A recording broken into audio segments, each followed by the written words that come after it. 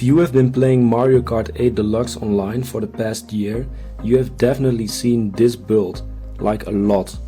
You probably also know that it is the best because of its high ground speed and mini turbo. But did you know that it is actually the best because of its other less important stats like traction? And the results for which card combination is the best is actually a lot closer than you might think. How do I know, I hear you ask? Because I dove deep into the Mario Kart 8 Deluxe stats, and today I'm going to take you with me. Please consider liking, subscribing and commenting, as I guarantee that you will have learned something new after watching this video.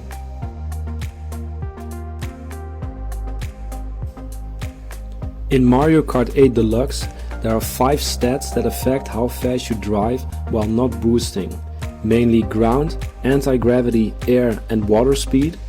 Oh yeah, and traction.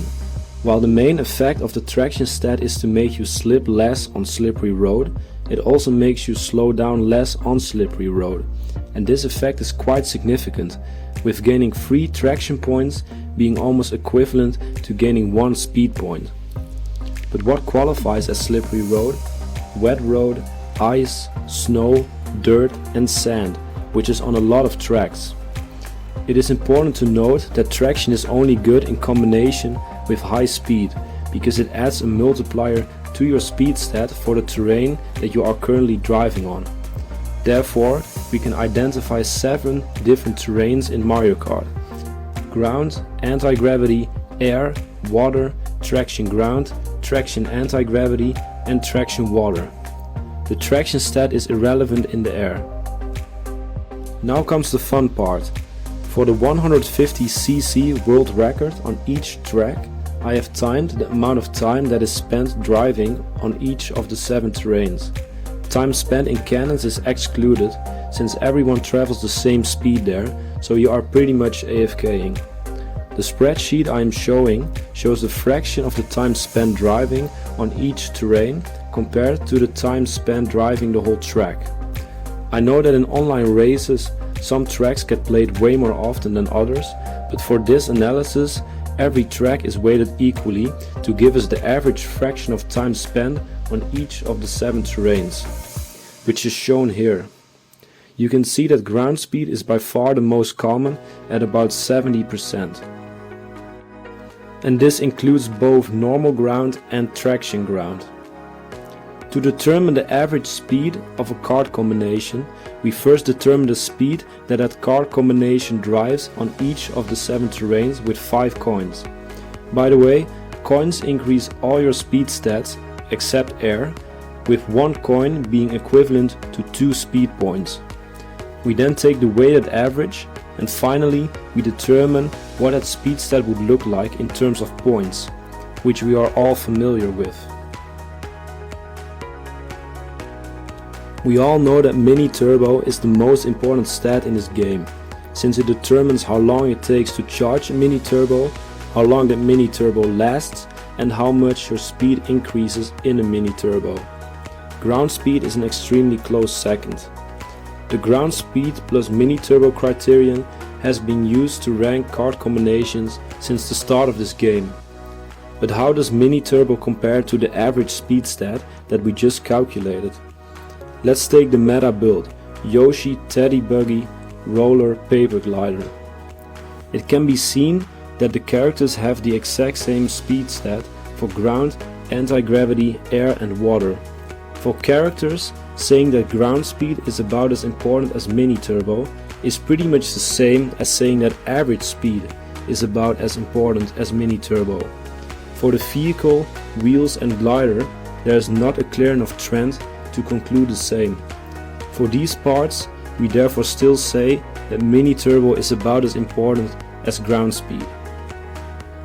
So what am I getting to with this? Well, let's say the weight of the average speed stat is 1. That means that the weight of ground speed is 0.72. And for Yoshi Teddy, 75% of its speed stat comes from the character and 25% from the rest of the parts. That means that the weight for mini turbo can be calculated as 0.75 times 1 plus 0.25 times 0.72, which is 0.93, since we just said that for the character, mini turbo is as important as average speed, and for the other parts it is as important as ground speed. This means that mini turbo is about 30% more important than ground speed, which I think is accurate since mini turbo is widely considered the better stat compared to ground speed.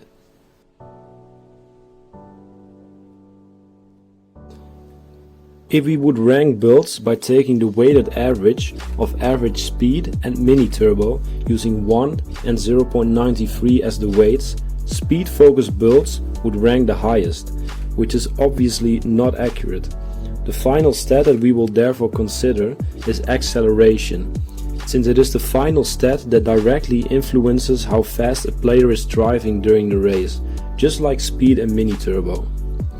How acceleration works in this game is determined by two numbers that increase the more acceleration points you have: an acceleration cap and a relative acceleration value.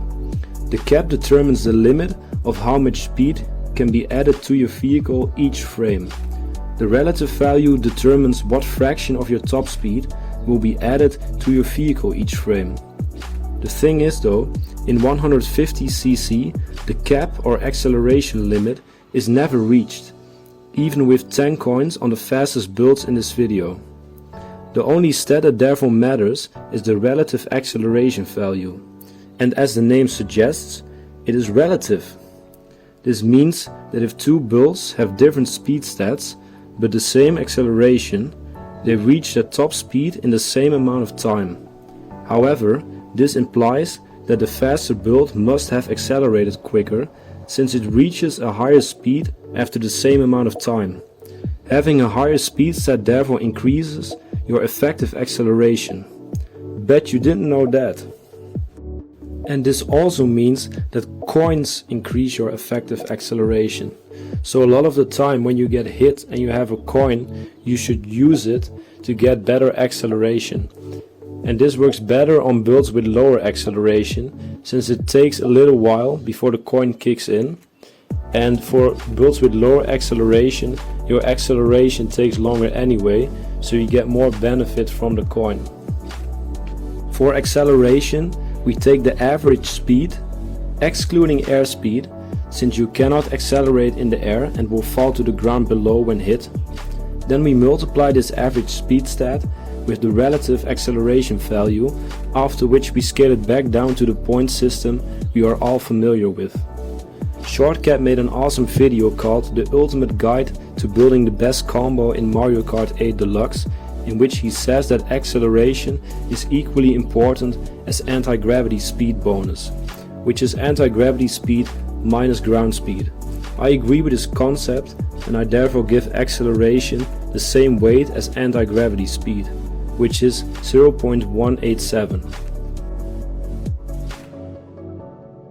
When taking the weighted average of average speed, mini turbo and effective acceleration, using the weights 1, 0.93 and 0.187 respectively, we get a total score that should be a good indicator of how good a certain card combo is. So let's do it for some of the best combos in the game. Here you can see that the best combos are Yoshi Teddy, Yoshi Ink Striker, King Boo Teddy and Medium Me Teddy. So yes, Yoshi Teddy is indeed the best combo in the game. However, what I want you to notice is how close it actually is. If we use Tanuki Mario on the Teddy Buggy, which nearly has the same stats as Yoshi, except it has 2 less traction, you can see that the other builds become better. 2 traction is about 0.6 speed points on slippery road, which barely matters.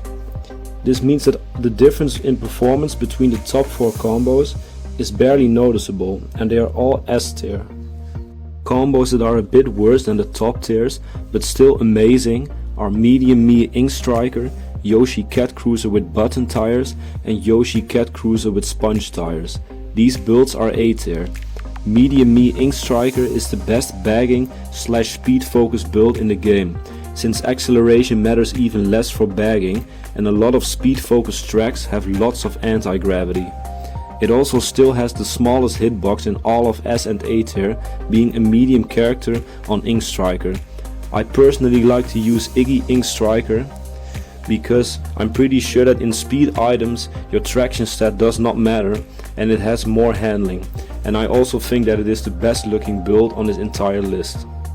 Yoshi Cat Cruiser Button is a slightly worse Yoshi Ink Striker, but it has more acceleration and invincibility. Yoshi Cat Cruiser Sponge is amazing if you can avoid water, which is quite easy since it is the most uncommon terrain and you can switch combos between races.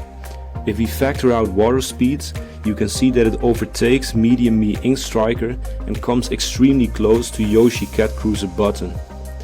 The reason I have Cat Cruiser on these two builds is because the Cat Cruiser has more invincibility. For these two builds, this difference is actually noticeable compared to Yoshi Teddy Roller or Yoshi Mr. Scooty Roller. Yoshi Cat Cruiser Sponge is invincible for 67% longer than Yoshi Mr. Scooty Roller, which is very noticeable. Other combos have also been added to the spreadsheet, but they are simply not as good as the S and A tier builds. One combo is an outlier though, being Yoshi Mr. Scooty, Roller and Paper Glider, since a lot of people use it. I personally think that it ranks between S and A tier, but that is not reflected in its total stat, because it loses 2 ground speed while only gaining 1 mini turbo compared to Yoshi Teddy. If it had lost only 1 ground speed, it would have been obviously the best build in the game, but that is not the case. So this would then be the tier list for Mario Kart 8 Deluxe. Let me know what you guys think about it in the comments. The spreadsheet you can download from the description. Peace out my G's.